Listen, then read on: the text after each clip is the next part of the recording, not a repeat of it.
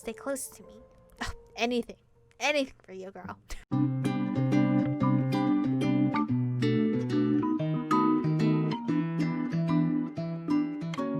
Hello, Aromas. This is Aromie here, and welcome back to Arcadia Fallen.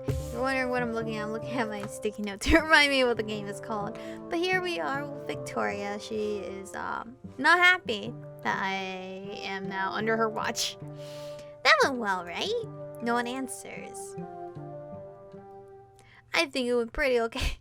And that's how you became the unlikely defender of Anemone Valley?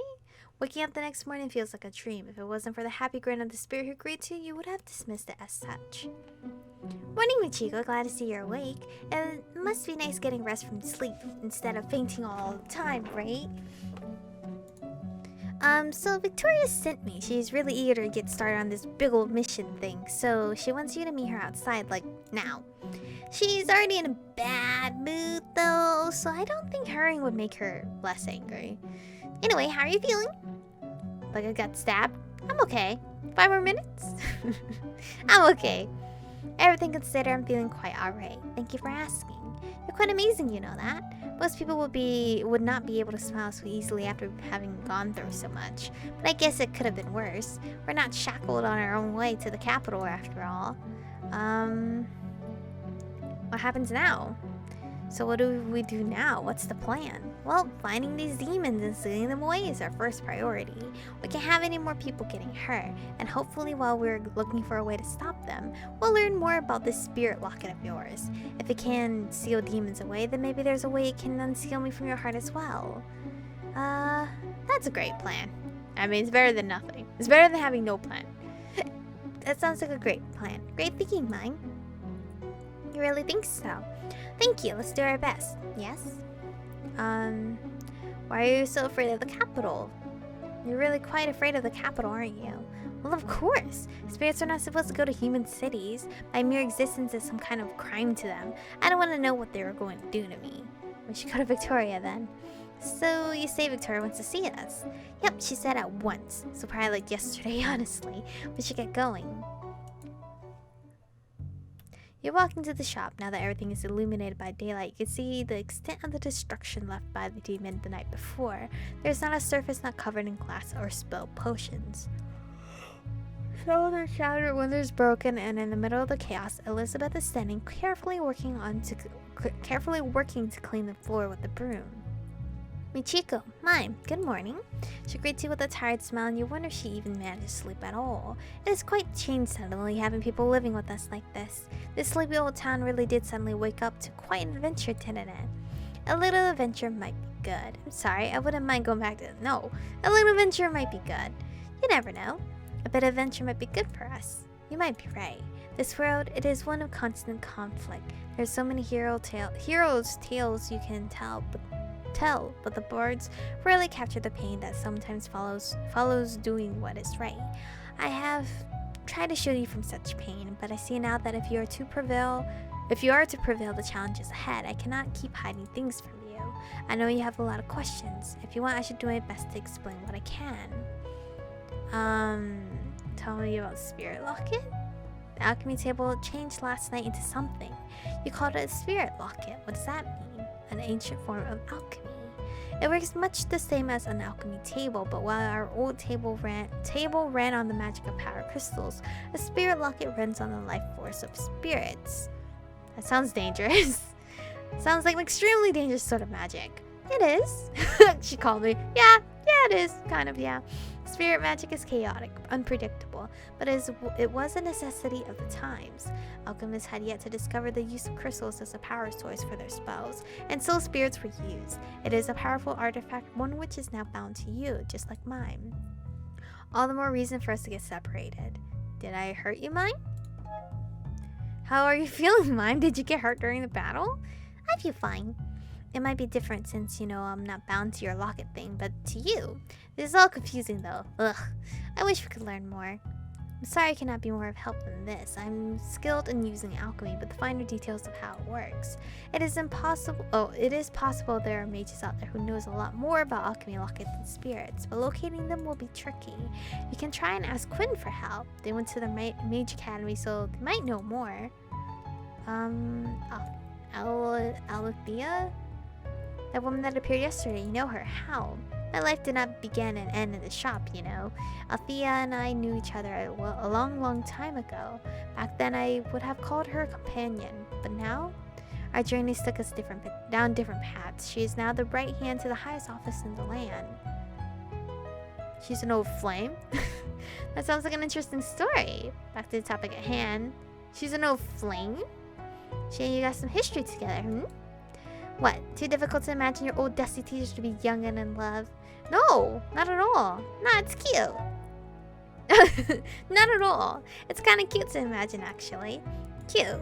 You really are such an odd child, you know that? But no matter, if you find the topic so fascinating, perhaps I'll tell you the story after we get this place cleaned up. How about unbinding myself from mine? Do you have any idea how to get separated from a spirit? I know a few, but none of them would leave the both of you, how to say it, alive afterwards. Okay, we're not doing any of that then. Exorcism is the craft of demon hunters, and they don't in particular care about the well-being of those affected as long as it eliminates a threat. You can ask Victoria for details. The way she attacked that demon yesterday, it is clear she has had the training. Excuse me. But why a former demon hunter would now work for one of the 5, I'm not quite sure. How's the shop? Obviously in disarray.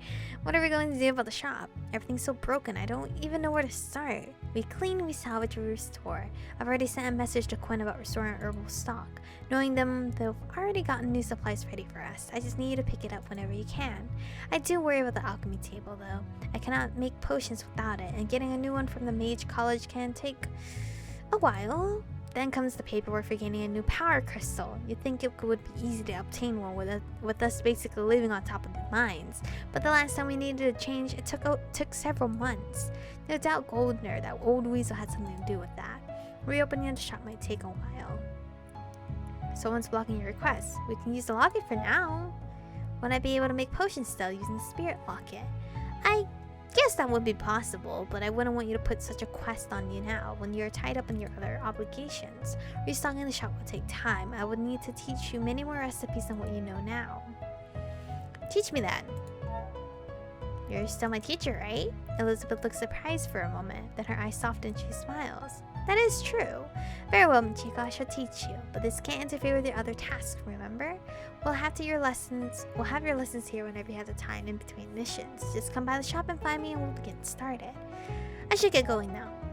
I have to go. Victoria's waiting for me to go on this whole quest thingy. I understand. I'll be here in case you have any other questions. Good luck, Michiko. Hi! Did you wait long? Victoria is standing outside the shop, arms crossed and eyes glaring at anyone who dares to pass her by. You're late! Good morning, Victoria. Ready to do some What part of keeping a low profile do you insist on not getting? Eh? Oh right, sorry. Victoria sighs heavily. You remember to cast your spell? Of course. No human will notice me at all. Unless they are like a demon hunter or possessed by a spirit like the guy yesterday. A mage will probably also see me, so yeah, basically invisible. Ugh. So what are we going to do? Or what are we doing? Sorry, careful you don't want to make a scene. That's so cool, mine. What are we doing? So what's the plan, Victoria? While you two were snoozing the day away. What? What time is it? Tell me what time is it? I've been digging around for some information. There are multiple accounts of people having seen the shop burn last night, but who have no recollection of the mob in the dark magic. The general consensus is that it was an accident. I see no reason to correct this assumption. It would just create unnecessary panic. The shop itself is clean. No trace of anything magical. If the place wasn't trashed, I wouldn't be able to tell anything had happened. It doesn't leave us with much to go on, really. Well, we could always go check out the forest. We spirits really like nature, so maybe the demons are angry someone went and destroyed their home. We already searched that place for clues and found nothing. I think our time would be more wisely spent exploring somewhere new. The mines under the town are suspicious to me.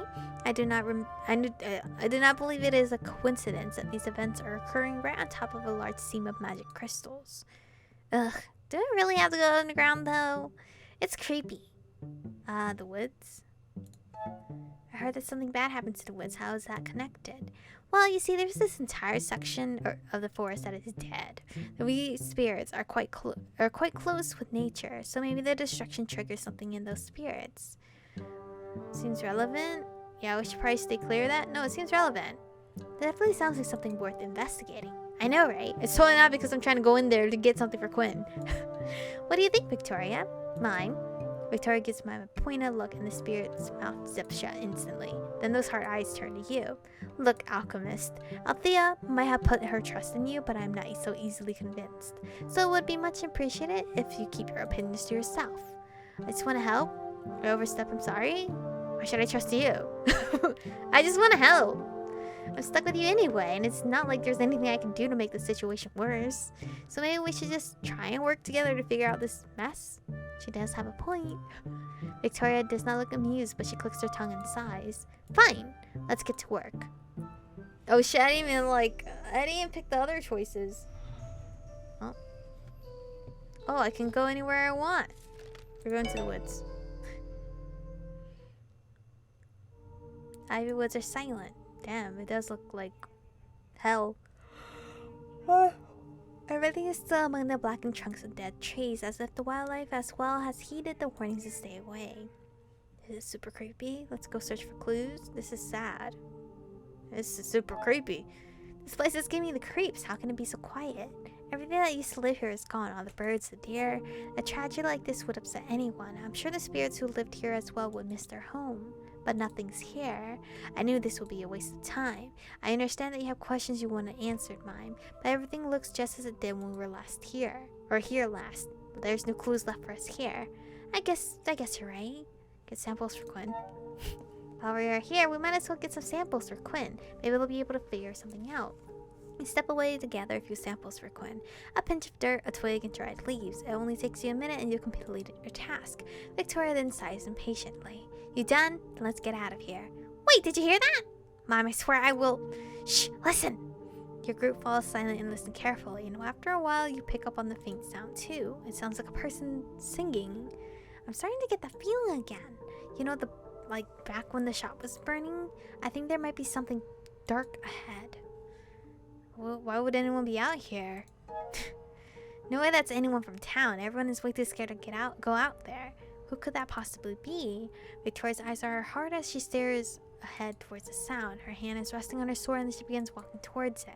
Stay close to me. Oh, anything for you, girl.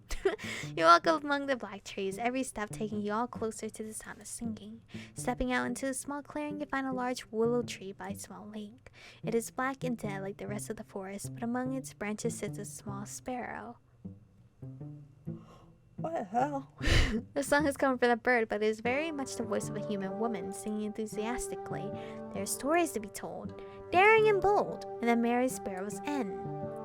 Below the tree, resting against the black trunk, sits a man, looking quite pleased with listening to the sparrow's performance. His eyes flicker to you only for a moment and his smile widens. Hey! It's Michael! The guy I'm probably gonna go after. It seems more have joined your audience, little one. Why don't you give us an encore?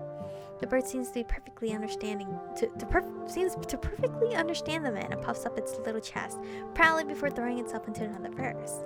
Come, traveler, with your weary heart into the dark of the lantern forest. There lies an inn with open doors, where the light is burning the brightest. Let the warmth heal your frozen bones. May the ale in our tallest glass pour. For the pain within your broken soul, we all travelers, we know just the cure. There is light to be found within. There are stories to be told, daring and bold, in the merry sparrow's inn. The bird finished its song and does a tiny bow, and the stranger claps, smiling brilliantly. Bravo! Beautifully done. Beautiful done. I'm sure it's beautifully done. Probably. Just what's going on here? That's a talking bird. That was lovely. Your friend is quite talented. She is, isn't she? The bird puffs up its chest and looks awfully pleased. That's cute. Also a bit of a prima donna, but you know, comes with the area. It's an abomination, that's what it is. Wow, it's a tiny bird that's singing, Victoria.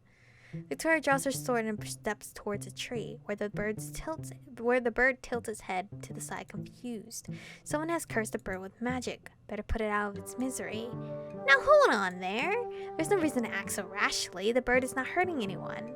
Its very existence is a breach of the law. Who's to say it doesn't carry other more dangerous curses? If someone got hurt due to our inaction, would you be able to live with that? You're overreacting. It's an enchanted bird, not some malignant spirit out to eat our souls. The world is not going to end if we let this one go. Agree with a stranger. Sorry, Victoria, new man is in. He's right, Victoria. We can't just go kill the poor thing on a mere suspicion. Not all magic has to be evil. I'm already bye, Victoria. I'm already all Michaels. But anyway, this is where we're gonna stop for today's episode. We have now met the second main character. I think we have, let me double check. We have to see Anne or On. I don't know. I'm pretty sure it's Anne, maybe. Anne, and Caden. So we have 2 more characters to stumble upon. But I might end recording for today as well because my ear is hurting from this headset. And I don't know if you guys can see over there in that box over there. It's my new headset that I gotta bust out. But anyway, thank you guys for watching today's episode. Stay beautiful, and I'll see you guys in the next one.